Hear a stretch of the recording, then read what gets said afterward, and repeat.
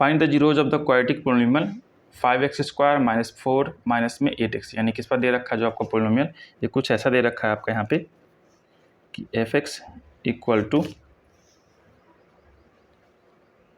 5x² और ये जो माइनस का 4 माइनस का 8x दे रखा है इसको हम ऐसे लिख लेते हैं, पहले माइनस का 8x और बाद में माइनस का 4 कर देते हैं ताकि एक स्टैंडर्ड फॉर्म यहाँ पे मेंटेन हो सके। क्लियर।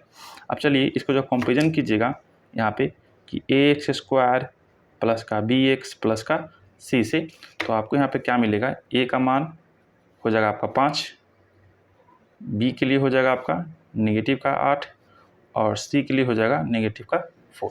इतना हो गया।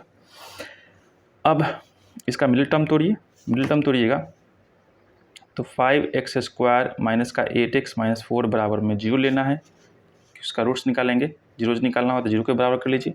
सॉल्व कीजिए, 5 का 20 लाना है आपको। 20 लाने के लिए क्या करना पड़ेगा आपको, ऐसा तोड़ना है कि बीच में आपका 8 आ जाए, तो आप कहोगे 10 दूनी 20 होता है, 10 में और 2 में डिफरेंस हो जाएगा आपका 8 का, तो यहाँ पे लिख लीजिए पहले आप 10 और प्लस का 2, ठीक है, गुना करेंगे तो 20 आ भी जाएगा आपका और यहाँ पे आपका 8 आ जाएगा नेगेटिव का, तो x लगा लीजिए, बाकी बात जो है उसको लिख लीजिए माइनस का 4 और यहाँ पे आपका 5x² का 5x²। अब कॉमन निकाल लेंगे तो 5x आपका कॉमन हो जाएगा, बचेगा क्या x माइनस 2 प्लस में यहाँ पे 2 कॉमन हो जाएगा, बचेगा क्या x माइनस 4 बराबर में 0। यहाँ पे 2 कॉमन होगा तो ये भी 2, x माइनस 2 फिर से कॉमन निकाल लीजिएगा तो यहाँ पे आपका 5x प्लस में 2 बराबर में 0। एक बार आप क्या करोगे, x माइनस 2 को 0 के बराबर ले लो और एक बार 5x प्लस 2 को आप 0 के बराबर ले लोगे, तो x का वैल्यू हो जाएगा आपका 2 यहाँ पे और यहाँ पे x का वैल्यू हो जाएगा नेगेटिव का 2 बाई में 5। ओके, ये हो गया आपका कुछ इस तरह से। अब यहाँ पर एक बात, एक को आप अल्फ़ा मान लो, एक को आप बीटा मान लो, तो आपको निकालना है सम ऑफ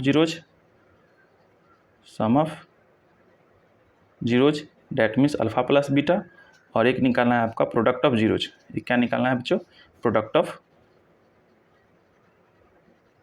ऑफ जीरोज, यानी कि अल्फ़ा इंटू बीटा निकाल के बताना है। तो सम ऑफ जीरोज में क्या होगा कि आपका ये जो 2 है इसको लेके आप इसके साथ जोड़ दोगे तो नेगेटिव का 5/2 के साथ जोड़ेंगे तो आपका 5 दूनी का 10 माइनस में 2/5, तो ले दे के आपके पास आ गया 8/5। यहाँ पे क्या चाहिए मुझे, b नेगेटिव का 8 चाहिए, तो आपको यहाँ पर 2 बार नेगेटिव लेना पड़ेगा। एक नेगेटिव दे दीजिए आप 8 को, ठीक है, ये भी खुश, और एक नेगेटिव बाहर लगा दो ताकि नेगेटिव पॉजिटिव हो जाएगा और ये नेगेटिव का 8 यहाँ पर आपको मिल भी जाएगा।